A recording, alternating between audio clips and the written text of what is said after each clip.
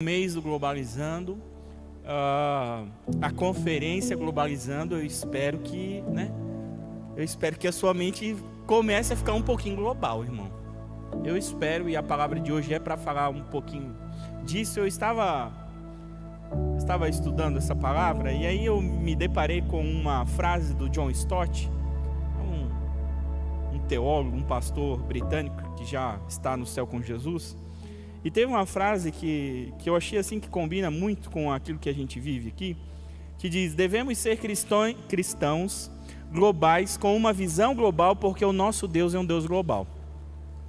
Então a palavra de hoje é o propósito global de Deus, e é isso que eu quero compartilhar com vocês. Devemos ser cristãos globais com uma visão global, porque o nosso Deus é um Deus global. Feche teus olhos aí. Pai, em nome de Jesus, Senhor, estamos diante de Ti na Tua presença. Abra o nosso coração, a nossa mente, o nosso entendimento, Senhor. Que a Tua palavra, Senhor, separe a junta das medulas, Senhor, a alma do Espírito. Que a Tua palavra e a Tua presença, Senhor, vão profundamente no nosso coração, Senhor, para transformar a nossa mente. Em nome de Jesus. O propósito global de Deus. Atos capítulo de número 1, versos 6 ao 8. Diz assim a palavra de Deus: então os que estavam reunidos com Jesus lhe perguntaram: será este o tempo em que o Senhor irá restaurar o reino a Israel? Jesus respondeu: não cabe a vocês conhecer tempos ou épocas que o Pai fixou pela sua própria autoridade. Mas vocês receberão poder ao descer sobre vocês o Espírito Santo, e serão minhas testemunhas, tanto em Jerusalém como em toda a Judeia e Samaria e até os confins da terra. Sabe, irmãos, o embrião da igreja, a ideia da igreja começou com Cristo, falando para Pedro, dando uma revelação, a respeito de ele ser Pedrinhas, porque Pedro, o nome dele era Pedrinhas, fragmentos de pedra. E aí Jesus fala: você é fragmento de pedra, mas eu sou a rocha, e sobre essa rocha que era Cristo eu edificarei a minha igreja. E ao longo do seu ministério Jesus vai dando ensinamentos e indícios a respeito da igreja do Senhor. E depois de passar 40 dias depois da sua ressurreição, ele passa 40 dias com os discípulos, ensinando e estando com eles e direcionando eles, e chega o momento de Jesus ir para o céu, voltar para onde ele estava. E aí ele comissiona a igreja. As últimas palavras dele para a igreja são a comissão, a ideia de instituir, de fazer eles compreender aquilo que estava para acontecer. E obviamente depois desses 40 dias ele manda que eles fiquem em Jerusalém. Então os discípulos, aqueles 120 irmãos, eles ficam 10 dias ali orando e buscando, até que do alto desce a presença do Senhor, como um som veemente, impetuoso, que encheu toda a casa. E uma ideia, assim, uma analogia interessante a respeito disso, que assim como Adão foi formado do barro e feito um boneco, e o Senhor soprou o Espírito e o fôlego de vida em Adão, naquele momento, no dia de Pentecostes, o boneco da noiva de Cristo, o boneco da igreja de barro, estava formado e ela precisava do fôlego de vida. E naquele dia de Pentecostes o fôlego de vida foi dado, o Espírito Santo. Mas antes desse momento especial e específico na história da igreja, os discípulos fazem algumas questões, algumas perguntas a Jesus a respeito daquilo que estava acontecendo, a respeito do que iria acontecer, do que eles deveriam pensar, do que eles deveriam fazer. Afinal, Jesus falou tantas coisas. No final dos evangelhos diz, fala sobre Jesus dizendo: ide por todo mundo, pregai o evangelho a toda criatura, a grande comissão que a gente gosta de falar. E de alguma maneira eles precisavam de mais informações, e eles tinham informações a respeito disso no coração deles, a forma como eles pensavam, a forma que estava a mente deles a respeito daquilo que iria acontecer, da fundação, da vida da igreja. E é interessante traçar esse paralelo do dia de Pentecostes e desse acontecimento que nós lemos, obviamente capítulo 1 e capítulo 2 de Atos, traçar esse paralelo com a Torre de Babel, com o acontecimento de Babel. Porque na Torre de Babel os homens, com um esforço humano, resolveram criar uma torre para chegar até o céu. E ali há uma confusão de línguas, né? Até Babel significa isso, significa confusão de línguas, e há uma ação de Deus para que haja vários idiomas, para que eles não se entendam e para que de alguma maneira eles espalhem pela terra, que esse era o mandamento de Deus, que eles se espalhassem, se multiplicassem. E eles estavam fazendo coisas erradas naquela torre com a intenção errada. Já no dia de Pentecostes acontece ao contrário, o povo está reunido, e Lucas, que escreveu o livro de Atos, ele é muito detalhista e ele cita 15 países, regiões, né? Ele cita 15 regiões, dizendo que tinha 15 regiões que estavam ouvindo quando os nossos irmãos foram cheios do Espírito Santo e começaram a falar em outras línguas. E nesse contexto específico de outras línguas, não são as línguas estranhas que a gente conhece hoje, né? O dom de línguas, mas eram idiomas, dialetos.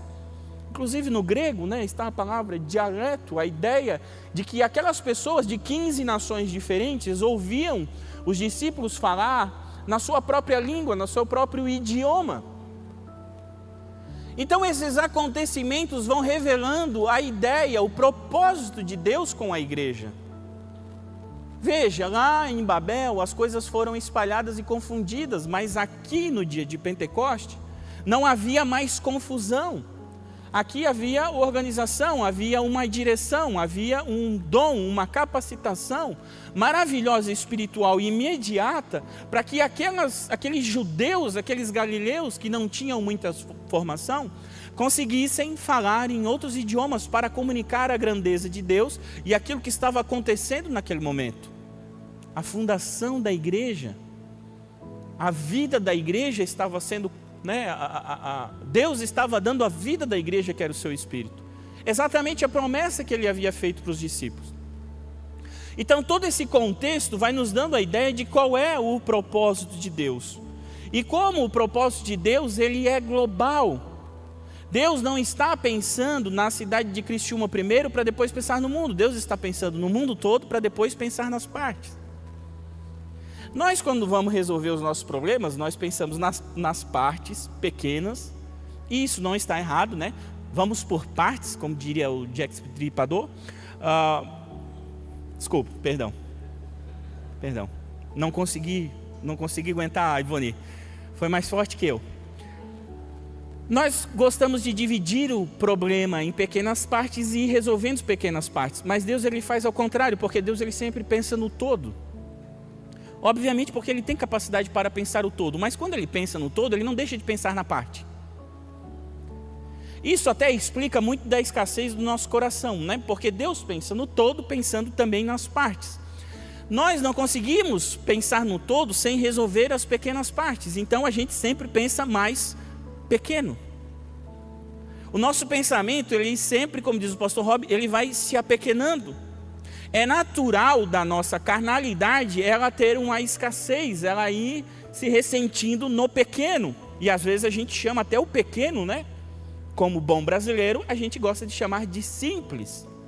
A gente gosta de ir para o diminutivo e a gente gosta de simples. Até sabe quando a gente quer tratar bem uma pessoa, um apelido carinhoso, a gente dá um apelido diminutivo, né? Lá na minha terra, lá, existe um irmão, pai da minha tia, que ele é o Renatinho. Todo mundo ele chamava pelo inho, assim, sempre no diminutivo, obviamente de forma carinhosa, mas que revela, mesmo que seja de forma carinhosa, revela que o nosso carinho está na diminuição do nome do nosso irmão. Eu, quando era pequeno, era chamado de Netinho, mas aí era pequeno, está tudo certo, né? Uma vez ou outra alguém me chama de Netinho, não tem problema.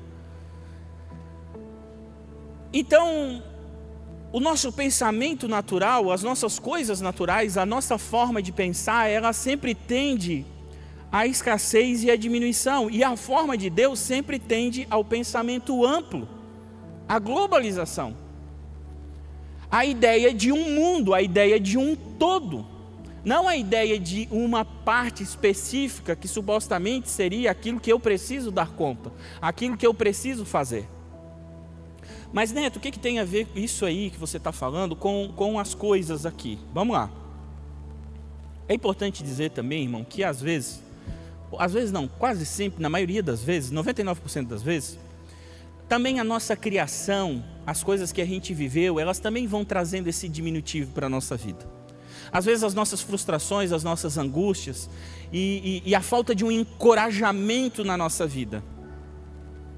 A falta de um encorajamento na nossa vida de pessoas que são autoridades sobre a nossa vida, às vezes também nos faz olhar as coisas de Deus, as coisas da vida, de maneira também sempre muito pequena.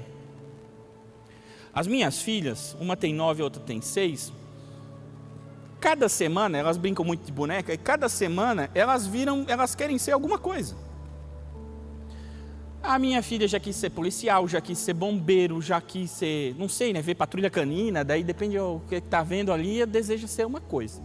E semana passada a Helena queria ser médica. Eu falei assim, que legal, filha, então você vai ser médica, você gosta de ser médica? Não sei, eu acho que eu estava vendo uma série assim sobre médico, acho que ela de certo viu de relance e pensou, acho que ser médico é uma coisa legal. Que legal, filha, eu sei que semana que vem ela vai querer ser outra coisa. Eu sei, mas eu não vou dizer assim, filha, semana que vem tu vai querer ser outra coisa, larga da medicina. Não, essa semana é medicina, vamos manter na medicina. Mas eu também sei, irmão, que a parcela da medicina é complicada. Mas não é isso que importa agora. Não é isso que importa. Mas às vezes os nossos filhos, ou nós mesmos, desejam fazer a medicina. Tem sonhos, projetos, às vezes é da boca para fora, mas às vezes é do coração para fora. E às vezes eles falam. E a gente não olha o propósito, a ideia, o coração, a intenção. A gente olha o capital. E a gente julga a partir do capital, do recurso suposto que a gente tem para definir. E a gente fala assim, ai filho, a medicina não, quem sabe enfermagem. Por que ser enfermeiro não? É a mesma coisa, trabalha no hospital, vai lidar, vai cuidar de doente. Então a gente vai diminuindo as coisas para que caiba nos nossos recursos. Só que essa não é a visão de Deus. Não é assim que Deus trabalha, essa não é a visão de Deus. Porque aquilo que Deus faz, Ele nunca pensou assim, meu Deus, eu vou fazer um templo, e esse templo vai ser com madeira, e as madeiras vão ser revestidas de ouro. O ouro deu uma quedinha agora, mas estava lá no alto, né? Agora imagina que Deus falou assim, cara, eu quero um templo, esse templo é de madeira de acácia, a melhor madeira que tinha naquele momento, e além da melhor madeira, vocês têm que revestir a madeira de ouro, porque eu não quero ver a madeira, eu só quero ver o ouro. Aí Deus pensou assim, meu Deus, será que vou dar conta de pagar isso aqui? Não. Deus pensou, e obviamente pensa, e tem o seu propósito focado na sua intenção, naquilo que Ele deseja fazer. Mas nós, humanos, falhos, carnais, pensamos nas coisas de Deus e nas coisas na nossa vida a partir do recurso que a gente tem. Mas Deus nunca pensa as coisas a partir dos recursos. Sempre pensa as coisas a partir do propósito. Então Deus tem um propósito global, Deus não tem um propósito local. Dentro do propósito global de Deus para todos os homens, vai estar Criciúma, vai estar a Próspera, vai estar os bairros, as regiões, mas dentro de um plano muito mais amplo e completo. Mas o nosso coração sempre quer levar as partes, e as pequenas partes que, quem sabe, nós vamos conseguir resolver com o capital que a gente tem. E acaba que muita coisa de Deus não é desfrutada porque a gente pensa a vida a partir do recurso, não pensa a vida a partir do propósito. Então, entramos na passagem e os discípulos começam a falar com Jesus e a discutir com Jesus e a perguntar, questionar a Jesus a partir das circunstâncias dele. E a primeira pergunta que eles fazem, obviamente, do texto que a gente leu é: será este o tempo? Senhor, Estás aqui 40 dias com a gente, já estamos até acostumados, né? Imagina, Jesus está ressuscitado, com o corpo ressurreto, 40 dias falando com eles, fez um peixinho, né, na praia para eles, depois lá na Galileia, quando o Pedro e a galera tinham voltado para pescar, estavam com Jesus e eles vão fazer a pergunta.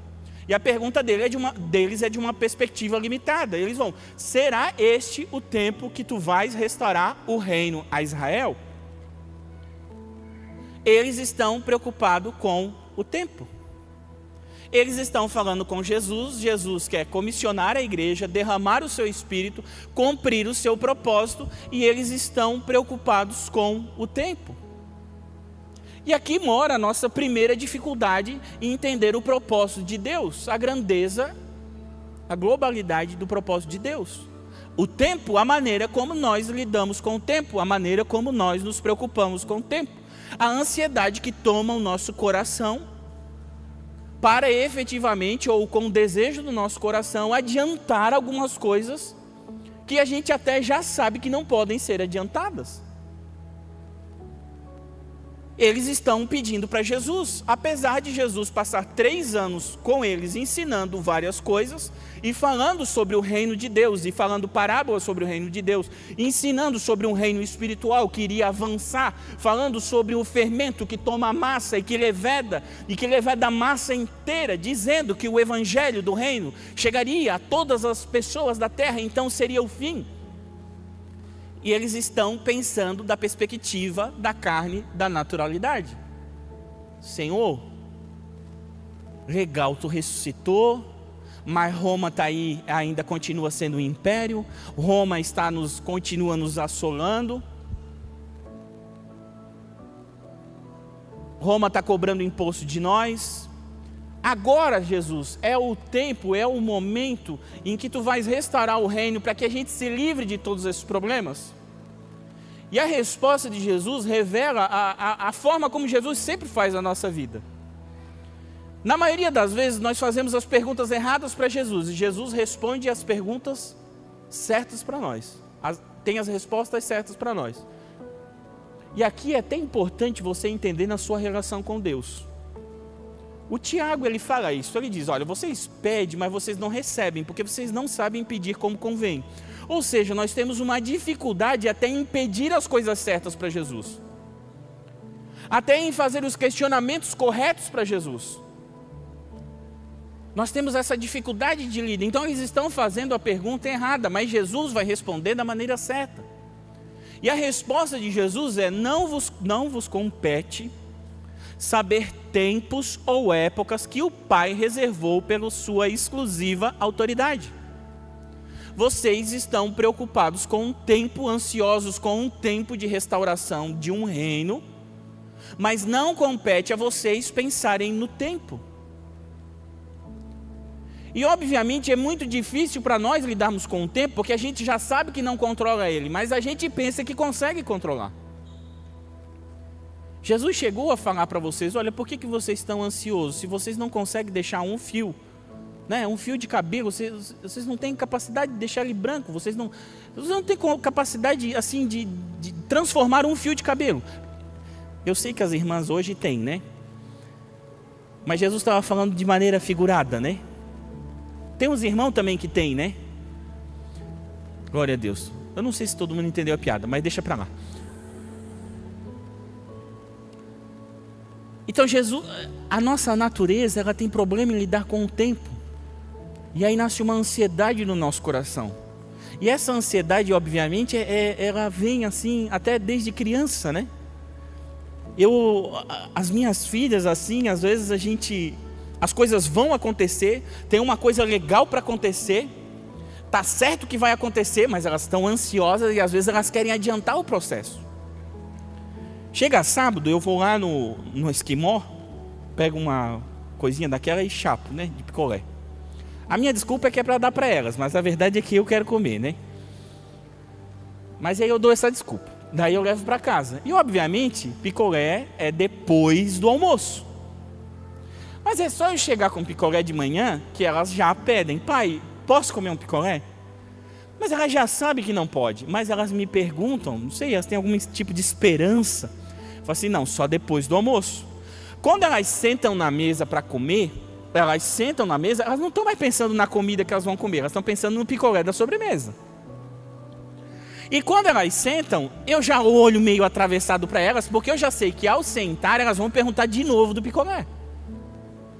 E aí eu já estou agoniado, porque eu já quero dizer para ela assim, ó, filha, a gente vai comer. E não pode falar a palavra picolé na mesa, porque senão a menorzinha vai ouvir a palavra picolé e ela vai querer nem comer a comida, porque ela já vai querer pegar o pelelé. E aí a gente tem que ficar de olho e concentrando para tá. E daqui a pouco tá na metade da comida, ela já está dizendo assim, ô pai, eu posso comer 2 picolé? Então há uma natureza ansiosa em relação ao tempo. Obviamente, imagine que você foi feito para uma eternidade. Imagine que Adão, se ele comesse da árvore da vida, ele viveria eternamente, não morreria. Mas aí aconteceu um acidente de percurso e agora ele morre.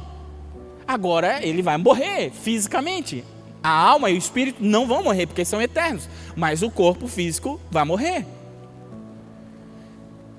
Então nós fomos feitos para viver além do tempo e nunca nos preocuparmos com o tempo, porque o tempo não está sobre o nosso controle. Mas aí uma coisa chamada pecado estragou a nossa vida e nos dá dificuldades em lidar com o tempo. E a gente pensa que a gente vai conseguir aprender maneiras de lidar com ele ao invés de ter só uma clareza. O tempo é de Deus.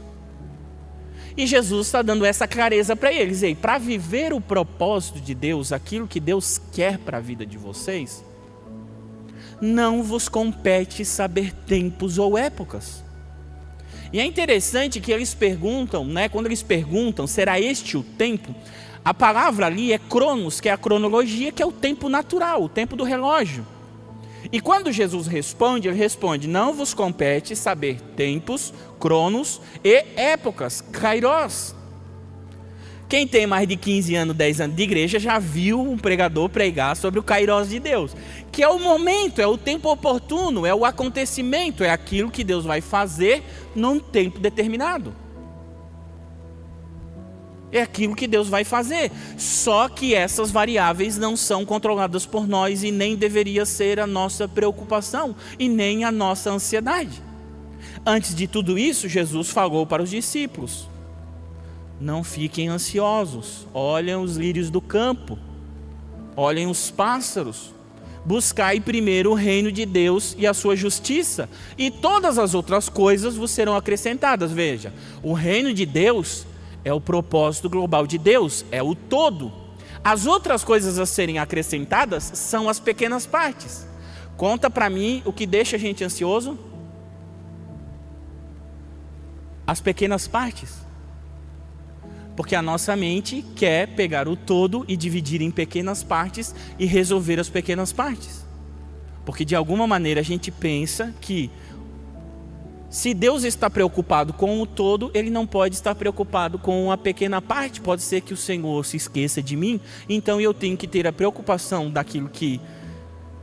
dessas pequenas coisas, e Deus cuida do grande plano. Não. Deus está cuidando do grande plano e do plano que Ele tem para você dentro desse grande plano. A dificuldade é quando nós queremos fazer o nosso plano. A dificuldade é quando nós tentamos controlar o tempo que é incontrolável. E cada vez mais, irmãos, infelizmente, pensando na nossa sociedade, cada vez mais as pessoas parecem mais ansiosas e mais disfuncionais a respeito do tempo que leva para as coisas acontecerem. Mas nós somos crentes. E nós precisamos saber que Deus está cuidando do tempo. E no tempo certo as coisas da nossa vida vão acontecer, desde que nós estejamos nos preocupando com o propósito, com a missão, com a comissão que Deus nos deu, com a ideia do reino de Deus e de como as coisas que eu tenho fazem parte e se encaixam naquilo que Deus está fazendo.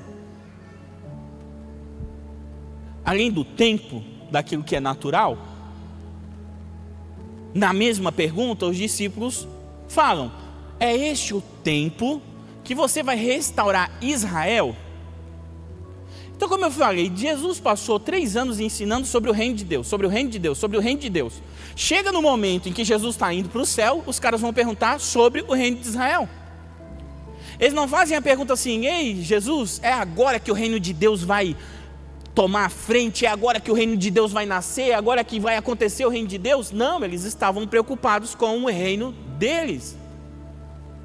Eles não estavam preocupados com uma implantação global, eles estavam preocupados com uma restauração pessoal. Eles estavam preocupados com as suas coisas. Eles estavam olhando para Jesus e: estamos cansados de Roma, faz alguma coisa aqui e agora por nós sobre isso, sobre aquilo que nos diz respeito. Os outros países, as outras nações, aí elas que se resolvam contigo, mas nós queremos uma restauração nacional. E aqui é muito interessante pensar, porque quem pensava na verdade isso eram os fariseus. Mas esse pensamento era tão poderoso, e é tão poderoso em nós pensarmos no nosso reino, nas pequenas partes da nossa vida e de construir as nossas coisas, que eles se esqueceram do tanto que Jesus falou sobre o reino de Deus. E obviamente, escatologicamente, há uma restauração no futuro para o povo de Israel. Mas Jesus está dizendo: não vos compete saber tempos ou épocas que o Pai separou pela sua exclusiva autoridade. Então, além de pensar errado sobre o tempo, eles estavam pensando errado sobre o propósito. E Jesus estava alinhando as duas coisas. Você não precisa, você não deve se preocupar com o quando. O quando é de Deus. Você deve se preparar, você deve pensar e se ocupar na preparação, na transformação, no propósito, no que e no como. O que Jesus quer que eu faça, o que Jesus quer que a igreja faça e como Jesus quer que a igreja faça. O quando fica com Deus, quando as coisas vão acontecerem, quando Deus vai agir, quando Deus vai colocar a mão, quando as coisas efetivamente vão acontecer, fica com Deus. É óbvio, irmão, que tem coisas que estão nas suas mãos. O pastor Ched falou aqui, né? Tem coisas que estão nas suas mãos, que você tem controle. Eu não estou falando dessas coisas que você tem controle. Eu estou falando das coisas na sua vida e na vida da igreja que nós não temos o controle, porque o tempo é de Deus. A gente pode pensar assim: a gente pode até pensar, né, tipo, em 2000, igual uma empresa, né, ter uma visão igual de uma empresa, em 2030 nós vamos ter tantas pessoas. O problema é que o 2030 cabe a Deus. Nós já tivemos várias palavras, e eu me lembro que uma das palavras era uma igreja de 3 a 5 mil pessoas. Mas essas palavras, elas não determinavam o tempo. Elas determinavam o quê? E nós precisamos buscar o como em Jesus e deixar que o tempo de Deus é o tempo de Deus. E se esse ano o Senhor quiser dobrar o número de pessoas aqui, Ele vai fazer. Porque é Ele que controla o tempo. Se esse é o ano de Deus dobrar os teus negócios, Ele vai fazer. Se esse é o ano de você ter a sua colheita, Ele vai fazer. Porque Ele é quem determina o tempo. O que nós precisamos, o que é da nossa parte, é deixar o tempo com Ele e parar de pensar no nosso reino, na restauração das nossas coisas. Mas, Neto, se eu parar de pensar na restauração das minhas coisas, as minhas coisas não vão ser restauradas? Não, as tuas coisas vão ser restauradas melhor do que você imagina. Nós temos que botar uma coisa na nossa cabeça, como diria meu pai, como diria minha mãe: enfia uma coisa na tua cabeça. Eu também tenho que botar na minha cabeça. O Moisés dizia encuca, né? O Moisés, quando ele escreve lá, sei lá onde que está, ele fala assim: encuca. Deus fala, né? Deus fala: tu vai encucar as palavras que eu estou dizendo na cabeça dos filhos de vocês. Que é pôr na cuca, né? Até me perdi. Fui falar da cuca, me perdi. Porque cuca é bolo, né, irmão? E bolo é gostoso. Aí pensa em comida, já desvirtua tudo, né? Glória a Deus, aleluia. Glória a Deus. Vou até olhar o celular aqui para me achar. O tempo, o reino. Então Jesus estava transformando a mentalidade dos discípulos, explicando para eles que não era para eles se preocuparem com o tempo, e era para eles parar de ter preocupação com as coisas da vida deles. Porque dentro do propósito de Deus para a igreja, e aqui, irmão, se inclui toda a tua vida. A igreja, irmão, do Senhor Jesus, e eu quero que você esqueça essas paredes aqui. Eu quero que você esqueça a questão da organização igreja. Eu quero que você pense no organismo chamado igreja, na igreja do Senhor, na noiva que une todos os cristãos do mundo todo. A igreja, irmãos, é a coisa mais importante da nossa vida. E a igreja é que foi comissionada e ganhou a missão de Deus. E nós fazemos parte dessa missão. E tudo que eu tenho na minha vida faz parte da missão da igreja, não está fora. Eu não pego os meus negócios e coloco aqui, e aqui tem a missão da igreja. Eu não estou falando de você ser um voluntário, de você ter que servir, de você dizer assim, mas hoje eu tenho que trabalhar, mas hoje eu vou sair do meu trabalho e eu vou servir na igreja. Eu não estou falando disso. Eu estou falando da igreja, do propósito da igreja de ganhar o mundo para Cristo, de expandir o reino de Deus, e da igreja como uma noiva de Cristo. O seu negócio, seu casamento, seus filhos, a sua família, tudo que você tem faz parte dessa missão. E é essa missão que vai determinar como você vai lidar com todas as coisas na sua vida. É por isso que você não pode estar fora disso, porque tudo que está fora dessa missão não está dentro do propósito de Deus para a tua vida. Porque o propósito de Deus para a tua vida está embutido na história que Ele construiu para a sua igreja. Não existe desigrejado, irmão. O desigrejado está fora do propósito de Deus. Deus fez um propósito e uma missão para a sua noiva. É a noiva de Jesus que vai casar com eles. E o final dessa redenção, desse propósito, é justamente as bodas do Cordeiro, onde vai haver um casamento de Cristo e a igreja. E a redenção de todas as coisas. Então tudo que eu tenho faz parte dessa missão. Não existe nada à margem dessa missão que vai estar dentro do propósito de Deus. Aí é o meu reino. Aí eu vou perguntar para Jesus: Jesus, tu não podes dar jeito nas minhas coisas? Jesus, vem cá dar um jeito nas minhas coisas aqui. Jesus, vem cá, eu estou construindo uma história aqui, Jesus. Tu podes vir aqui e me ajudar a construir a minha história? Não. Não, irmão. Nós estamos dentro da história de Deus. Não é Deus que está na nossa história, é nós que estamos dentro da história de Deus. E a história de redenção de Deus é com a igreja. Então, discípulos, não é o reino agora. Não é o reino de Israel, agora é o reino de Deus. E aí a gente passa para frente então o tempo e o reino. O tempo não está sob o nosso controle. E o reino não diz respeito ao nosso reino pessoal, às nossas coisas. Diz respeito ao reino de Deus. Mas para fazer isso, para viver isso, para cumprir esse propósito, o Senhor Jesus, Ele diz: mas vocês vão receber poder. Para cumprir o propósito de Deus, para ir às nações, para pregar o evangelho, para expandir o reino de Deus, vocês vão receber poder, vocês vão receber o Espírito Santo, que vai gerar poder dentro de vocês. E a palavra poder aqui, ela é dunamis, da onde vem dinamite, da onde vem dinamismo, da onde vem dinâmica. Então você imagina que o poder do Espírito, ele é explosivo, ele é dinâmico. Como diriam os irmãos da tecnologia, ele é disruptivo, ele causa uma ruptura, porque ele é incontrolável. Só que nós temos uma guerra dentro do nosso coração. Jesus quer nos dar poder, mas às vezes a gente quer, por estar pensando nas coisas do nosso reino, a gente quer, na verdade, se esforçar. E esforço é bom, mas esforço é bom quando está atrelado e ligado àquilo que Deus está fazendo, aquilo que Deus deseja fazer. E o nosso coração, às vezes, tem uma guerra dentro dele. Porque há muitas coisas na nossa vida que, através do poder de Deus, seriam resolvidos de maneira muito rápida, muito simples.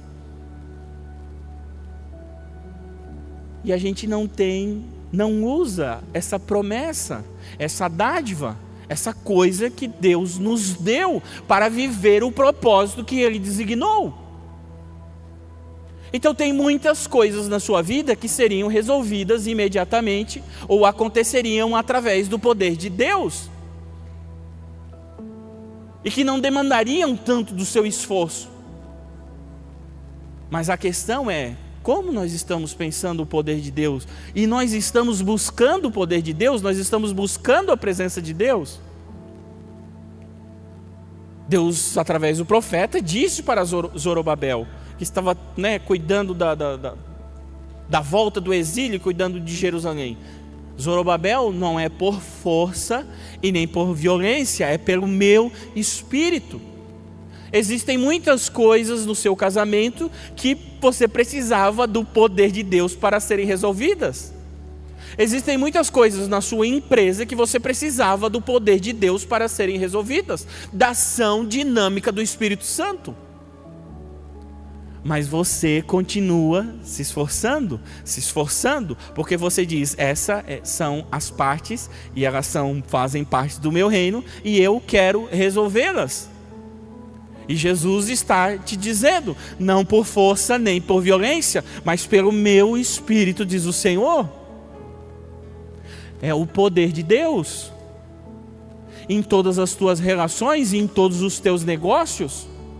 Afinal, a gente não vem para o culto e quer receber poder de Deus para deixar o poder de Deus aqui dentro, para amanhã a gente ir trabalhar e não ter poder de Deus com a gente.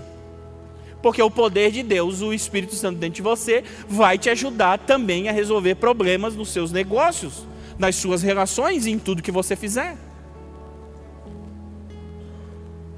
Porque Ele é o teu encorajador.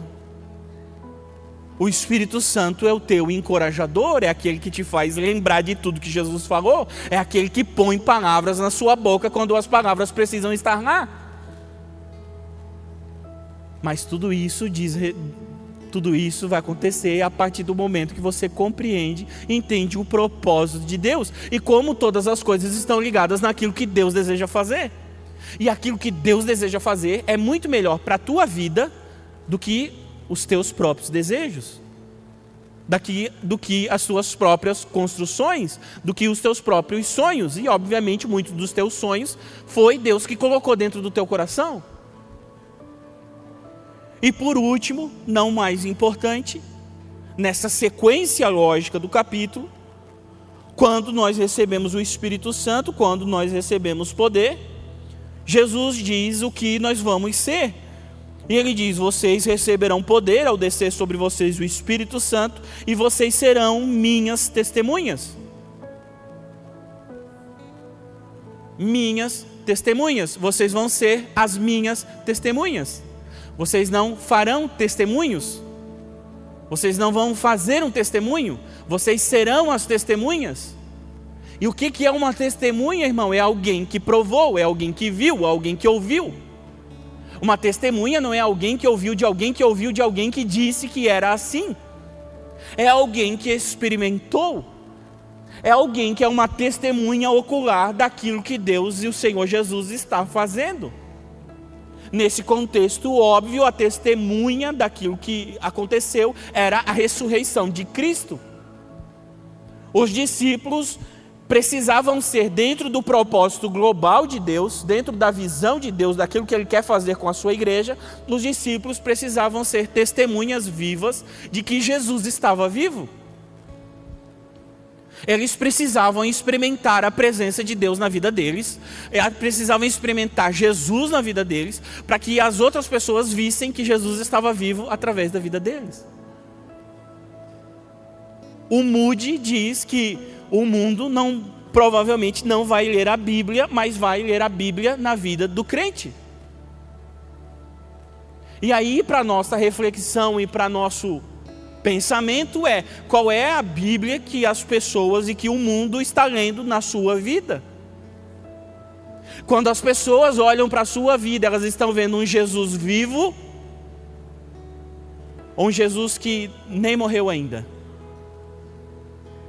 Quando as pessoas olham para você, elas experimentam um Jesus ressuscitado, uma graça de um Espírito com poder. Você é uma testemunha viva, e até mais profundo, porque na palavra grega para testemunha é mártir. Então é uma testemunha tão poderosa que, se precisar entregar a vida, ela entrega pela verdade que ela carrega. E a verdade que nós carregamos é que Jesus está vivo, que Ele ressuscitou. E aquilo que as pessoas precisam saber da missão que Deus tem com o mundo é que Ele está vivo. Que Ele não está no madeiro crucificado, mas que a cruz está vazia porque Ele está vivo. E para as pessoas saberem que Ele está vivo, Ele precisa estar vivo dentro do teu coração. Quando foi a última vez que você ouviu Jesus falar no teu coração? Quando foi a última vez que na sua mente você ouviu uma voz que, quem sabe, eventualmente você não saberia interpretar, mas você teve pensamentos de que aquela era a voz de Deus, aquela era a voz do Espírito falando dentro de você? Nós não podemos aceitar estar na igreja, entender a igreja e não sentir a presença de Deus. Isso não é aceitável. Nós não podemos deixar o IBGE chegar na frente da nossa casa e dizer assim: eu sou um evangélico não praticante. É inaceitável que nós estejamos na presença de Deus, vivamos igreja e não falamos com o nosso Pai, e não conversamos com o nosso Mestre, e não leiamos a palavra que Ele mandou a gente ler, e não sintamos a presença dEle, e não tenhamos experiências com Ele, e não acordamos de madrugada e ouvindo uma coisa, e não, sabe, não vivamos o mundo espiritual. Irmãos, isso não é aceitável. Nós somos crentes, irmão. Não é aceitável para você passar tanto tempo na igreja e não sentir a presença dEle. Isso deve gerar uma revolta, uma ira santa dentro do nosso coração, irmão. Porque nós não somos um clube social. Nós somos uma união, uma reunião de testemunhas de que Jesus está vivo. Mas eu não quero ouvir de outras pessoas que Jesus está vivo. Eu quero provar que Jesus está vivo. Eu quero experimentar que Jesus está vivo. Deus passa 40 capítulos tratando o coração de Jó, e no capítulo 40, 41, 42, ele diz: antes eu te conhecia só de ouvir falar, mas agora os meus olhos te veem. Fique de pé. Você precisa colocar dentro do seu coração uma revolta santa, uma ira santa, uma ideia de que é inaceitável você servir a um Jesus e não ter experiências com esse Jesus. Você ouvir dia após dia, pregação após pregação, que Jesus está vivo, mas você não experimentar esse Jesus vivo na sua vida. Você ouvir falar do Espírito Santo, do poder de Deus, das línguas, dos dons, e vocês não recebê-los. Jesus disse: olha, vocês que são maus, sabem dar boas dádivas aos vossos filhos, quem dirá o Pai do céu não vos dará o Espírito Santo? Nós precisamos nos inconformar, irmãos. Nós precisamos sair da zona desse conforto espiritual que nos cerca. As pessoas precisam falar com a gente, conversar com a gente, olhar para a gente e ver alguma coisa diferente. E não só porque a gente foi educado, irmão. Educado é o mínimo que a gente tem que ser.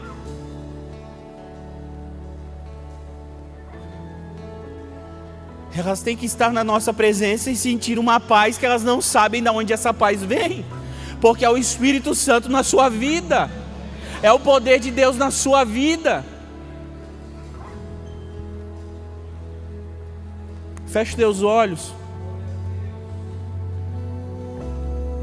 Para o propósito global de Deus, Deus precisa de testemunhas.